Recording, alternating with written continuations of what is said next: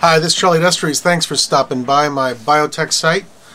And I have something on my mind that's been on my mind for a couple of months, something very interesting that's happening out there. It's a company called Helicos, H-E-L-I-C-O-S Biosystems, I believe out in the West Coast somewhere, probably the Bay Area.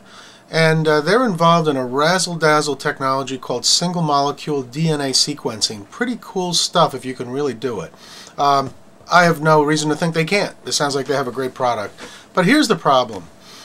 Helicos is a company that probably made a lot of promises to their board when they first raised their first round of financing, second round of financing, enough financing to get into commercialization, which I believe was 2008, their first full year of commercialization for their product.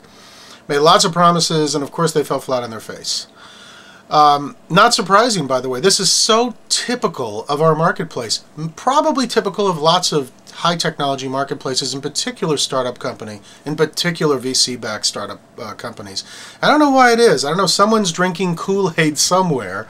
I've been involved in many of these companies, and by the way, I've been caught up in this, so I'm not guilt-free. But here's the scenario. Company has a great tool, probably licensed in from some university. They bring in all the top brains and CEOs and VPs that have a list a mile long of their background in terms of their successes. Good people. And they sit down with investors who they know, they don't know. They basically get together and make promises for money. The promises are usually outlandish, and the VC community buys in.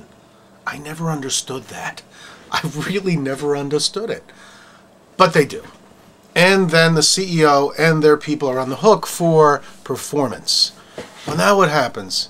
A company like Helicos makes promises to sell their $1.3 million box and to sell multiple units in the United States. They're probably just attacking North America first. And they, I don't even know if they sold any. They placed a couple. I think they placed one at Stanford. Expression analysis, I think they placed one just recently at the Broad Institute in Boston. I think one was just returned. I think it was Expression. There's just returned their system. But, and look, don't get me wrong, I'm not painting them with a broad stroke and saying their technology is bad and they're going to fail. No, they're just a typical technology company. Their big challenge is that they have a huge ticket item, and they just knocked 30% off the price of it, or 25% off. So it's now a $1 million box, and they're competing against the likes of Illumina and ABI, I think. I'm not an expert in this segment. And they're looking for those dollars. Now let's assume it's a robust market out there. The economy's strong, and they're going after that $1 million sale. I've been in those shoes. It is difficult. You've got to steal the money from somewhere else because typically it's not budgeted. If it is budgeted, it's for something a lot less expensive, maybe not as fancy. So there's a lot of salesmanship involved and saleswomanship.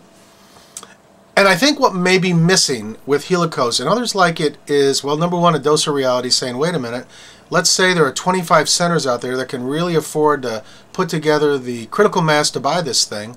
And let's say maybe we get 5 of them. That's a $5 million revenue rate for that year. Is that good enough for the tens of millions of dollars that are raised by the venture capital community for that company? Good question. But I'll tell you one thing right now. They may be sending emails. They may be doing webinars. They may be on the phone with these potential customers. But if they don't have the high touch with the high tech, they're going to fail. Companies like Helicos and Helicos will not succeed if it's based on technology only. Why do these researchers buy something like this when there's another lower ticket item available out there? A lot of it is called ego. We all have it. It's not a bad thing. It's a good thing. It's probably why they're in that position to begin with. But if a company like Helicos doesn't go out there and do a personal sale, visit the site, have dinner, understand the person behind the person, they're not going to succeed. So, it's been on my mind, but I think you probably agree. But let me know if you don't.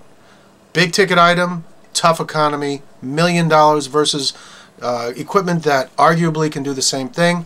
Albeit there are probably some bells and whistles that are much better on the Helicos system.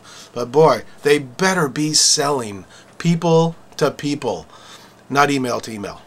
Anyway, this is Charlie Destries. Hope you have a great day. Let me know what you think. Hey, Helicos, I hope you kick ass. I really do. Take it easy.